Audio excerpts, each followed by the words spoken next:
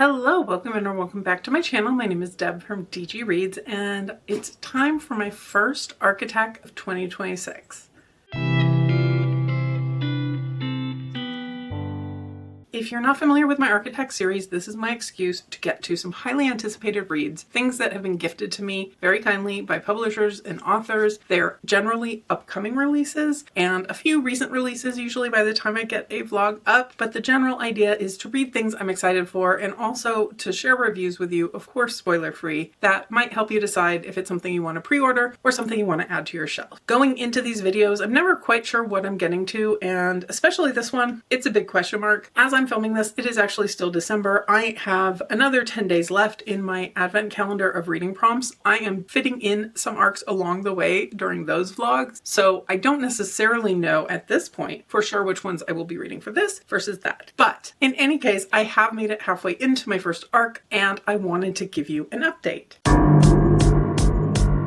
So the first book for this vlog is one with a little bit of a murky release date concept. That is Run on Red by Noelle W. Ihli. This is coming out in February from Kengsington, but it's been released multiple times before. In fact, my library already has a copy currently, but the February date that is the one that I received this arc for is February 24th, and that is the date that Kengsington is releasing a special edition or a new deluxe edition with sprayed edges and a new printing. So it is an upcoming release. It's also a past release. My understanding is this was originally independently published. I think it had a couple of reiterations, but the new deluxe edition is coming February 24th, 2026. We're following two friends, Laurel and Olivia, and they are out driving. They are going to a fraternity party and they are running late because one of them had to work and they are taking their time to get there. They are out in the middle of nowhere. There's no lights, no cell signal, and they notice that a truck seems to be following them. And at first they think it's just a little paranoia. It's a little too much true crime reading. Pretty soon they start to realize that no, there is somebody following them and they're in a dangerous situation. So they are trying to basically get away from the men in a truck. And it is suspenseful so far. I'm about 40% of the way through, and it could easily be a one-sitting binge if it weren't for the fact that I had to, drive home and stop reading and so forth.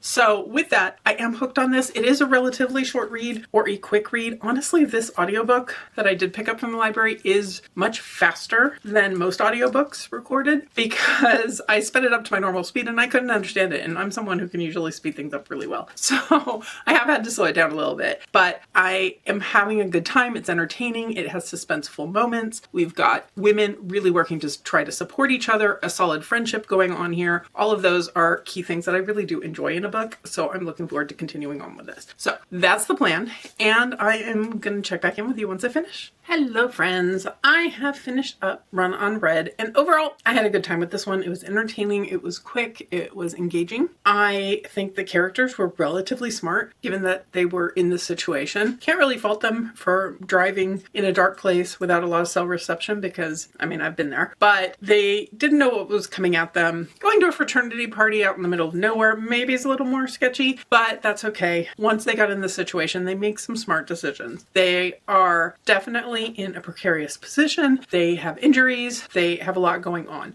There was a little bit in this book where I thought it was heading in a direction of waiting for a man to kind of solve things for them. And that comes into play a little bit, but really it was the women empowering themselves, getting answers, getting solutions, making plans. And I really did appreciate that. I appreciated the friendship aspect of this. And we got kind of a bigger picture of what's been going on, how they wound up in this position. All of that gets explained. So overall, I'm giving this one a strong 3.5, rounding it to 4, I think is the way I'm leaning on Goodreads. And I am glad that I picked this one up. Again, this one comes out in February from Kengsington, so thank you to them for this arc. So with that, I have no clue what I'm picking up next, but you'll know once I know.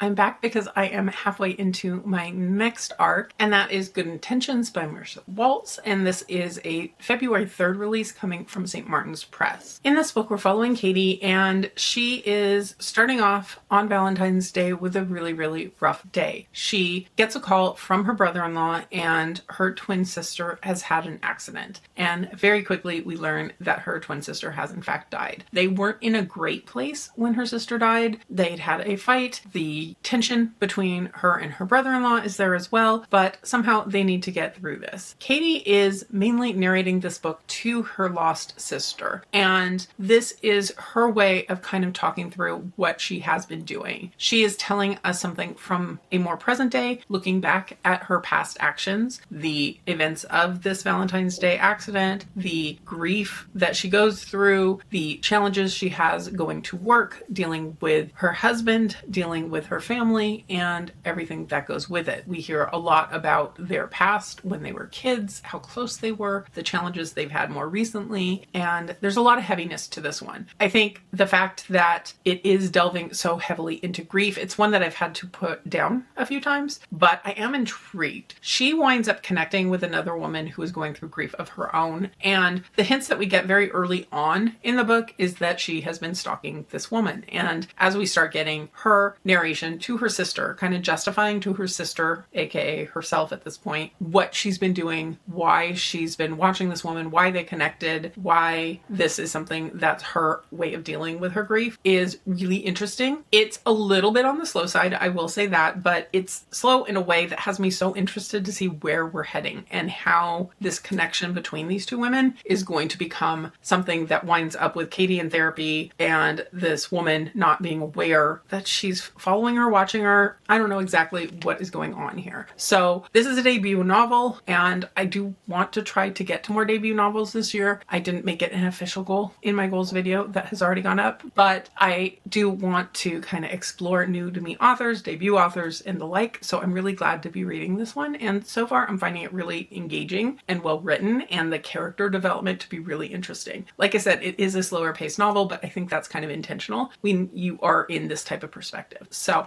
I am having a good time with this one. I have the audiobook from Macmillan Audio and NetGalley, so that is helping me stay engaged, get some multitasking done as well, and I am having a good time. So I will check back in later once I have a final update on this one. Good morning. I just finished up Good Intentions, and this was a really interesting read. I did wind up really enjoying myself, but it's a book that I can see why it won't work for everyone. It is definitely slower paced. It does delve into relationships. You do get really frustrated with the main character, but I found that to be, for me personally at least, in a compelling way, in a way that made me want to keep going with it. The ending twist to everything, the fact that our character is in some ways trying to seek help, trying to repair things she has broken. I liked that aspect of it. We don't get to see a lot of how that comes out because we are kind of looking back. She's talking to her sister because of the therapy. She's talking to her sister, telling her all the past events to an extent. And there is a bit of an unreliable narrator to things because she's being very paranoid about things, about what her husband's up to, about what other people around her are up to. But we are seeing some growth in her potentially. And then the ending does throw a twist at us that I probably maybe should have seen coming, but did not. And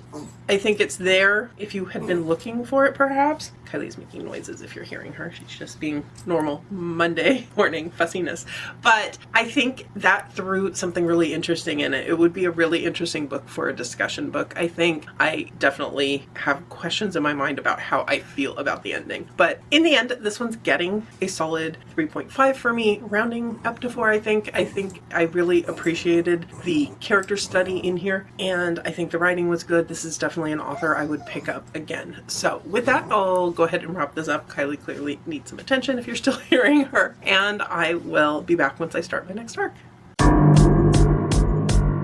I'm back because I have started my next arc, and I am finishing off 2025 with When I Kill You by B.A. Paris. This is an upcoming release coming out on February 17th, and I have a gifted audiobook from Macmillan Audio. I also just realized that I do have a physical copy of this one that I could be holding here instead of having to pull down a graphic, but that's upstairs and I need to get going to work. So that'll be for the final update. I am only about 25% of the way through this one, but I did want to provide an update because I do anticipate today being very slow at work and I will probably want to binge an audiobook. We are following Nell in the present day, and she feels like someone is following her. And there's something about this that rings true, because eventually we start getting the POV of the person who is following her, who says the title words, "When I Kill You." And we learn a little bit more about Nell in the present day. She's working on a nonprofit, she's doing a lot of good things, but it turns out 14 years ago she was part of something that maybe generated some issues, and back then she went by a different name. She went by Elle, and she witnessed a crime at that point in time, and she saw a young woman getting into a car through various things, and eventually this woman is found dead. And 14 years ago she got obsessed with this, with finding the man who was driving the car, with everything else. The story's going back and forth in time between the present, between Nell in the present and Elle in the past,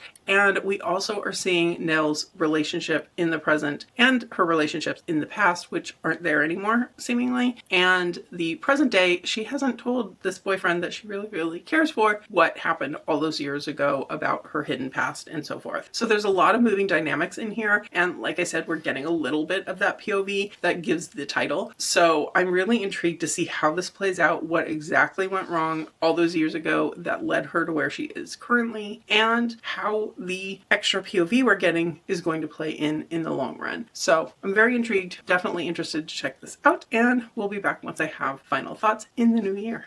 I am back with you. It is New Year's Eve still. It's about half an hour until it's 2026 on the East Coast. I'm, of course, on the West Coast, so I've got a ways to go. I'm definitely going to be in my PJs and in bed by then, but I did want to provide some updates. As I mentioned to you earlier, I was reading When I Kill You by B.A. Paris, and I did finish this one up. It was a very entertaining read. I think it did a really good job of the pacing of going back and forth between the present and the past and giving little snippets of the person who is after our main character and stalking her, and there were definitely creepy things happening with that. You'd see this person following her or seeing her or observing her, and she was feeling very paranoid about someone being out to get her and making theories about who it was and why. She definitely knows that in the past she screwed up, she destroyed lives. There were things she felt guilty about tied to that, but I think overall this was really interesting. The gimmick of the person who's the unknown POV saying "When I Kill You" at the end of each chapter was interesting. At times I was worried it was going to go too far and get annoying and repetitive, but it was incorporated into what the person was narrating, and these passages were relatively short. It would be something like, "We're not going to be talking about recipes when I kill you. We aren't going to be worried about the weather when I kill you." I don't know what all. But it was done in a way that was interesting, clever. I wound up deciding that it was a gimmick that wound up working for me. I was a little worried about that for a while. The ending of this one took me by surprise. I did not really predict what was going on. In all reality, I was just kind of vibing with this. I was doing some literally brainless stuff at work today because it was super dead and I had to just click buttons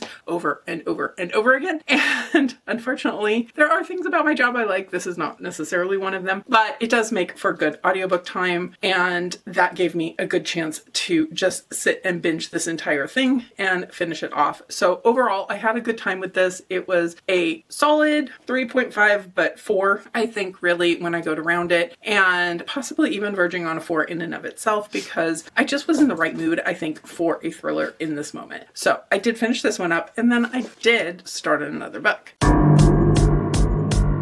The lovely people at St. Martin's Press sent me a finished copy of The Storm by Rachel Hawkins. They actually also sent a hat which says "I am the storm," and given that it is currently raining and stormy this week and last week and the coming week in SoCal, this felt really well timed. And while this is a finished copy, I have the advanced audiobook copy as well from Macmillan Audio, and this one doesn't come out until Tuesday, the 5th of January, is that right? I think. I've lost track of days. So it is still an advanced read. Kylie is excited because I just got home from dinner with friends and she's playing with her toys and showing off. So if you're hearing noise, that is why. Anyway, I have started this and made it a good way through it. It's not a very long book. I want to say it's like 280 pages.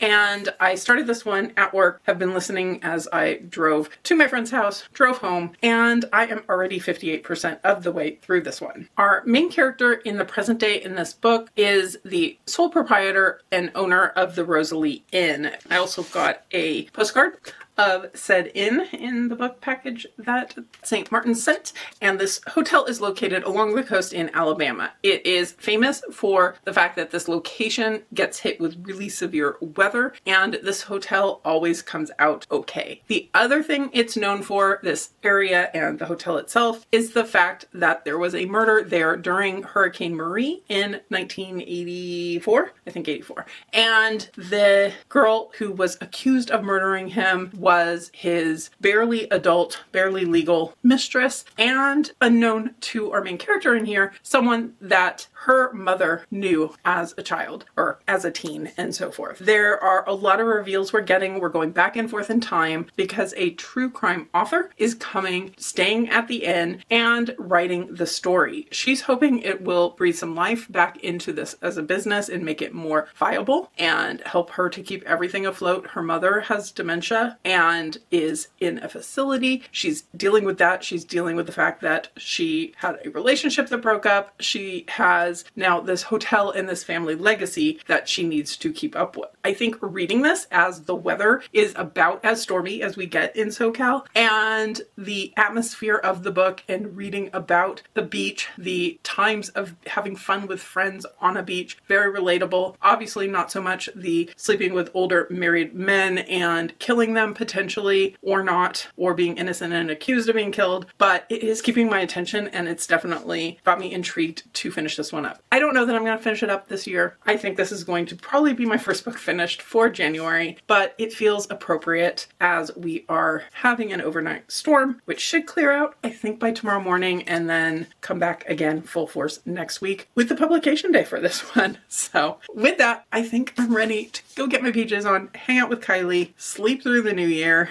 and see how 2026 is treating me by the time I check in with you again. It is now New Year's Day, and I have finished my first book, my first arc of the year, and that is because I finished up The Storm this morning. I did not manage to finish it last night, but the rain helpfully woke me up at 6 a.m. this morning. Absolutely downpouring and very loud, so it was the perfect time to kind of get to this again, pick it up, get into it, because there is actually a countdown in here to a major event, and it hints pretty strongly, I think, that it is counting down to a storm. There's also mixed media in here where there are kind of journal entries. There are pieces from articles and from the podcaster who is here in the present day to put together this story. And I think it does a good job of building that momentum, even though I was super exhausted last night and couldn't finish it. It wasn't the book's fault. It was definitely a me thing, but I really like that about it. I think it did the pacing well. I think I mentioned before, but it goes back and forth between the past and the present really well. I think the twists and turns, I did not see all of those coming, which I appreciated, and kind of the issues of hearing about your history and learning about your family's history and what has happened in the past for our main character, Geneva. She is definitely hit with some difficult news.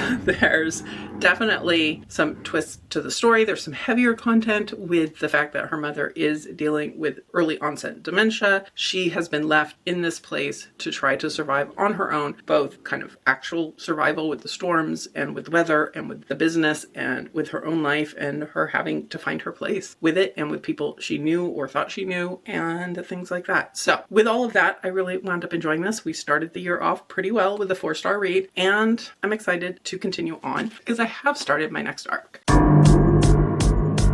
So I went with a small book next, and that is The Rainseekers by Matthew Kressel. This is a sci-fi that comes out in February. I was gifted a copy by TorDotCom. This is set on Mars, and we are following a woman who was an influencer. She was quite successful at it, and then she kind of derailed her life by going off into space and kind of lost any following. She got lost herself in alcohol and drugs and the like, and she's feeling a bit washed up as she's now on Mars. She gets an invitation to go and document the people who are heading out to see rain on Mars for the first time. So she is acting as a reporter and going along for the ride herself. So the way this book, at least so far, I'm about 50 pages into it, but it's only like 140 pages total. So I wanted to do an early update. The way it has gone so far is we get like a chapter from her perspective and then a chapter of someone telling her their story. So far we've had the several great granddaughter of the man who invented some of the technology that would allow them to live on Mars. And then we also had the story of a some odd number of great granddaughter of the woman who helped introduce plants and things to Mars that still flourish in their present day. We are seeing a pretty diverse cast of characters, so I'm liking that about it. I'm finding it interesting. It's almost like short stories in the sense that the chapters kind of are standalone. She's asking people how they came to be on Mars at all and part of this expedition, and it's being written in a very conversational tone. In the chapters where other people are narrating, it'll periodically reference our main POV narrator, saying things like, have you ever heard of this? Or do you remember this?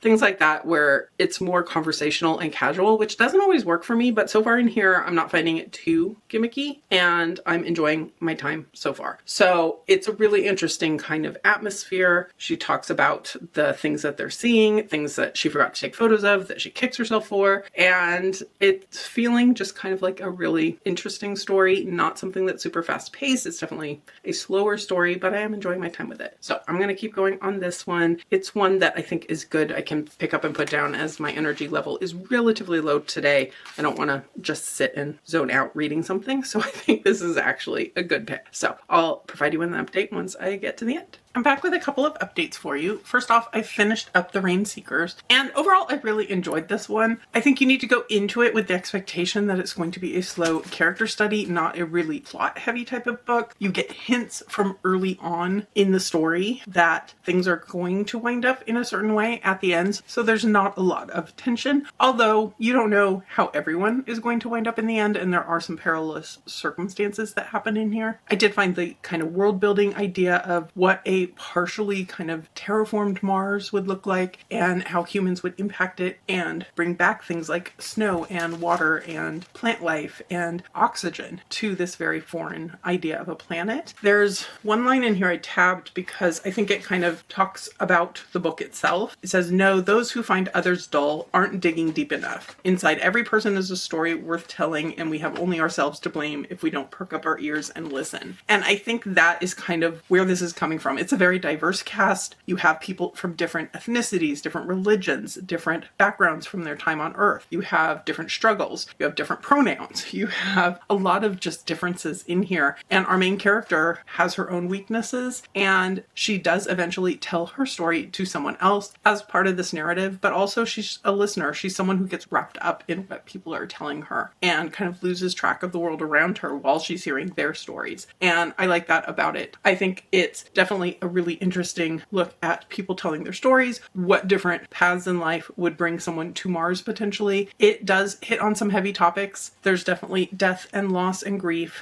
and substance abuse and domestic violence and just a lot of heavier topics in here as well, so I would check trigger warnings. But overall, I'm giving this one 4 stars. And then there's one that I actually finished at the end of last year that I did not get an opportunity to tell you about because I was looking for my copy where I left it, found it finally. So I did want to provide an update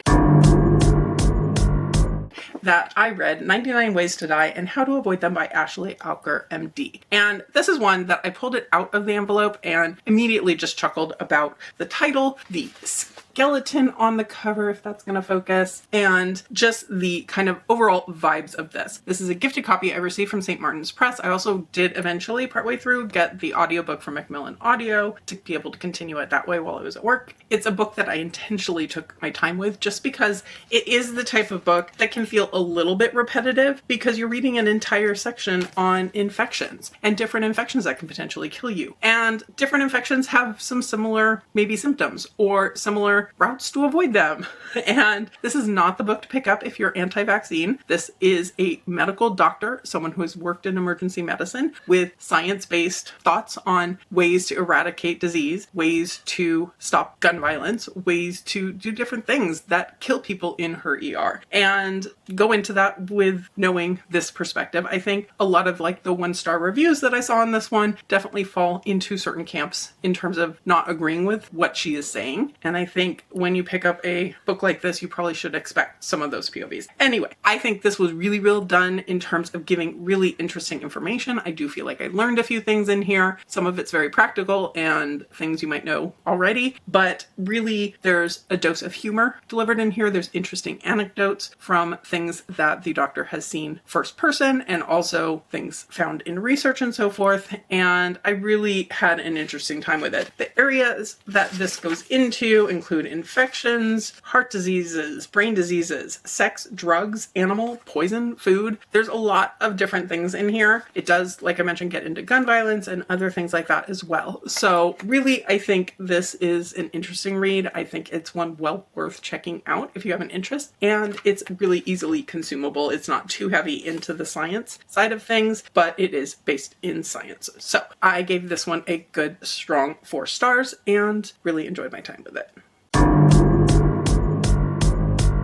I've started what I think at present is probably going to be our last book that I'm going to fit into this video. I definitely have more to get to, but in terms of timing and other things going on, I think we'll wrap it up with this one. And so far, it's been a good one. It's Not Her by Mary Kubica is a February 3rd release, and I have a gifted audiobook copy from Harlequin Audio. And I am really enjoying this one so far. It is a family vacation gone very, very, very wrong. And we are following 2 families. In one POV, we have Courtney. She is one of the mothers of the 2 families. She is the sister to the husband in the other family, and she is there with her husband and their 10-year-old daughter. The other POV we are getting is Reese, and she is the teenage daughter of the other family. So she is Courtney's niece, and she's there with her parents who are feuding, and her younger sister and her younger brother. And she is struggling. She's a teenager. She's moody, but also her family life isn't the greatest at the moment. As the book opens, Courtney has had her youngest niece and her daughter having a sleepover at their cabin. Her youngest niece goes to go home or back to the cabin where her family is staying and comes screaming back with blood on her. Courtney obviously knows something is wrong. She goes to investigate and finds the bodies of her sister-in-law and her brother. And obviously everyone is scared and devastated and not sure what has happened. The Reese POV goes back in time to the start of the vacation. We see her parents fighting. Her father is unemployed currently. There's a lot of tension in the marriage, and they are not hiding this from the children anymore. There's a lot of bickering about the driving, about the vacation destination, about everything. Reese wants to be anywhere but here. She's remembering the previous summer where they got to go to Hawaii, and this year they're going to a rundown quote-unquote resort by a lake. The accommodations aren't great.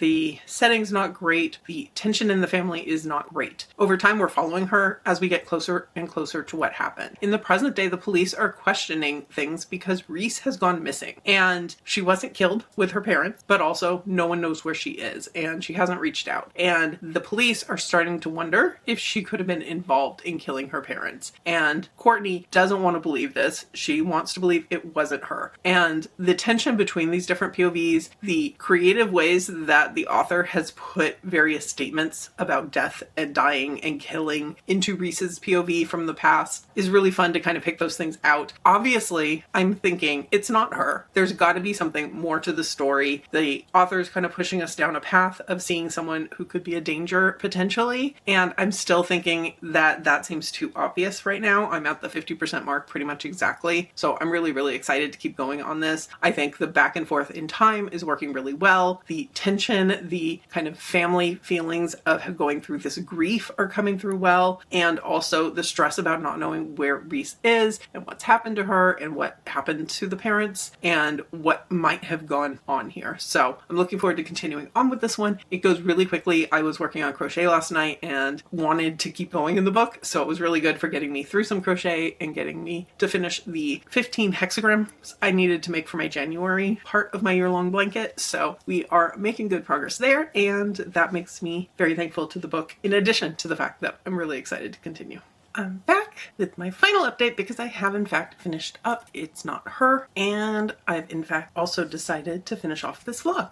So, It's Not Her. I wound up really enjoying this one. I was definitely hooked. I was definitely frustrated with the characters at times, the way that they interact with each other. There's definitely some family drama in here that drove me crazy in a few places, between the sibling rivalries, the fact that the two kids in the family where the parents die are at each other's throat. They're pretty over the top teenage angst and bad kids, kind of. I don't really want to say bad kids, but doing things that are not really good. And I did like that we get some twists and turns and some reveals in the story that I did not expect. And then we get a twist at the end that I kind of had put some thought into whether it might be a thing or not, but not to the extent that it ever came to a full theory in my mind, which I enjoyed as well. But it fit with the pieces of what we were getting, and I like that about it. I think this would be a really interesting one to do a buddy read book club type discussion about, because of the different reveals and how they come out and the kind of mental health and trauma aspects of things as well. There's definitely some characters in here that I still am not quite sure if I like them because of some of the things we find out about them in the process,